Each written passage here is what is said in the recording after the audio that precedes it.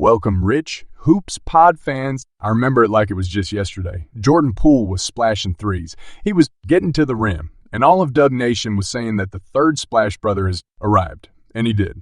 I mean, as all can see, he passed the eye test. Then when it came to his number of the 2022 postseason, Jeep 3 averaged 17 points on shooting splits of 51 from the field, 39 from 3, and 91.5s of the free throw line. He had an effective field goal close to 61 and was absolutely instrumental in the Warriors' championship run. You know, it's basketball blasphemy to say that he's better than either Steph or Clay, but the truth is, at least when it came to pure efficiency, he was statistically better than them last year. This postseason in 2023, however, is a different story. In the 10 games that he's played so far, he's now averaging 11.6 points on shooting splits of 36 from the field, 29 from 3, and 76 of the free throw line.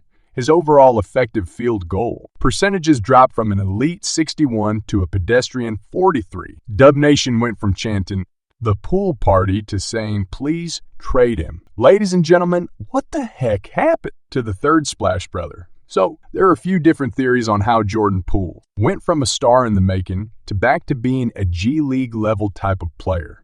First off, I want to get the elephant out of the room, and that's the whole Drummond incident. I don't know firsthand what the relationship between the two are today, but I can say confidently that this is not the issue. I mean, whether or not they're truly friends at this point, a drop-off of 10 at the three-point line and a drop-off of 15 at the free throw line has nothing to do with their relationship, especially when you consider the fact that the whole Gong show happened over a year and a half ago. Anyway, on to the next point. You know, in 2021 and 2022, over the course of the season and off-season, the topic of Jordan Poole being the hardest worker often found itself in the headlines. In fact, because of his elite work ethic, I'm sure people out there in the world were saying, look at Poole. Man, so inspirational. I mean, if you do a quick Google search and type in the keywords, Jordan Poole hardest worker, you'll find article after article of this type of stuff. But the thing is, it only dates back to before the 2022 offseason. As we all know, G3, who's currently 23 years old, recently signed a 4-year, $140 million contract with the Golden State Warriors. That is a ton of money, guys. And while I'm happy for his payday, that right there accounts for arguably 50 of the drop-off we see in the young guard out of Michigan. Now I'm saying he doesn't deserve that money or anything like that. But if I had to guess, I'd say it affected his work ethic. I mean, he went from having article after article of him being the hardest worker on a team that also features Steve Curry and Klay Thompson to having articles of him spending $500,000 on a date. I'm serious about this. Guys, just check out this quick soundbite. Jordan Poole, you spent $500,000 on a Ice Spice date. He's a munch. You ever munch and you're playing like munch. So, according to what's out there on the web now, apparently Poole went on a date with a rapper and spent about $500,000 taking her out on extreme shopping sessions at high-end fashion stores like Gucci and Louis Vuitton, and even bought her a My Buck truck. Now don't get me wrong here, guys. Who he dates and who he spends his money on is none of our business. But the reason why I bring this up is because I personally believe that this is a huge reason why he's not performing at the levels we've seen from him in the past. Because instead of being in the lab working on his craft on a daily basis, he's now getting distracted with the glamour that comes with making $30-ish million a year, which comes to a whopping $80-ish thousand a day. This is something that has happened to many players in the league. And here's why I also have a ton of hope for the young guard going forward. So just off the top of my head, Shea Gilgeous-Alexander and Duncan Robinson are two players that I think of when it comes to NBA players getting bags and having a huge, immediate, noticeable production decrease. I know it's crazy to mention Skay, especially after the year he just had, but the numbers don't lie. Over the course of his first 3 seasons in the league, the man was making huge leaps on the floor. He went from just 11 points in his rookie season to 19 points in his second. Then in the 2021 NBA season, the electric guard averaged nearly 24 points on shooting, splits of 51 from the field and 42 from 3. He was well on his way to becoming an All-NBA player, and based on those trajectories, the Thunder signed him to a 5-year, $172 million maximum rookie extension. Now, what do you think happened the following Year after his big payday? Well, he was still producing about 24 points a game. But look what happened to his efficiency. That 51 from the field dropped to 45. That 42 from 3 dropped to 30.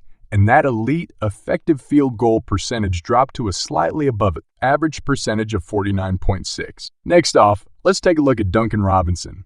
The man made an headlines all over the basketball world when he couldn't miss a shot in 2020. I mean, 13.5 points per game isn't too impressive, but the truth is he was shooting 8.33-point shots per game and was making them at a blistering rate of 44.6. The next season after that, he cooled down a bit. But, hey, shooting 41 for three-point range is still pretty good. The Miami Heat thought for sure that they had found their own splash brother and immediately inked him to a 5-year $90 million contract, which is the largest ever for an undrafted player. Well, the year after that, Duncan. Robinson cooled down a bit more, and then the following year, he literally fell off a cliff with a three-point shooting percentage of 32.8. Now, here's why I'm confident Jordan Poole is going to have a revenge season next year. So, this guy, after that horrible year that I highlighted earlier, bounced back and had an MVP caliber season.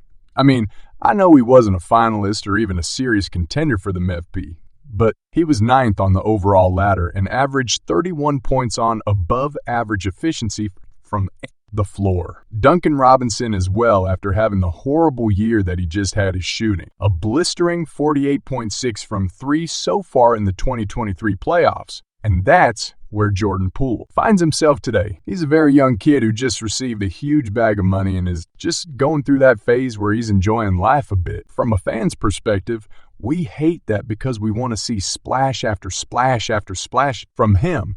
But at the same time, I'm sure we can all understand to a certain degree what we'd be doing if we all got a bag that's even a fraction of what he got. Over the offseason, mark my words, guys, he'll likely realize his mistake and get back in. That gym. Anyway, this is only about half of what accounts for the drop-off in his production. The other half is Jordan Poole not only wants the money now, but he wants the glory too. All too often these days, I see him heaving up 30-foot bombs when he just doesn't have to. I mean, I think we all remember that game where Steve got mad at Poole's shot selection, threw out his own mouthpiece, and then got ejected. I know Poole redeemed himself for that and eventually won the game, but the truth is, there's a lot of other times when plays like that, whether it was a deep three or too much, sauce on the handles and just hero ball type plays in general, kills any momentum for it. The Warriors and starts a negative spiral of energy that just lingers for the rest of the game, eventually resulting in a Warriors loss. You know, Gilbert Arenas actually hit it on the spot when he said, Poole's development is going to be to understand that everything doesn't need to be a highlight, right? Understand that you do not have to shake and bake every play. You know, many people these days have hopped on the we got to trade Jordan Poole train, but the truth is he's going to have a bounce-back season next year, just like how Shea Gill, just Alexander did. I mean, just imagine the Thunder traded Gay after he had that huge drop-off. That would have been one of the worst trades in NBA history. And from what we've seen of Jordan Poole this season, with him having like huge scoring, outbursts every 10 games or so, we all know what he's still capable of when his mind is in the right place. If he stays on the Warriors roster going forward and gets a few talks from his idol, Steph Curry, I forecast a ton of pool parties going forward in 2020. 4. A serious question going forward, though, is just like how Harrison Barnes invited all the Warriors to his wedding except Draymond Green. Do y'all think Poole is going to invite Draymond when he actually gets married?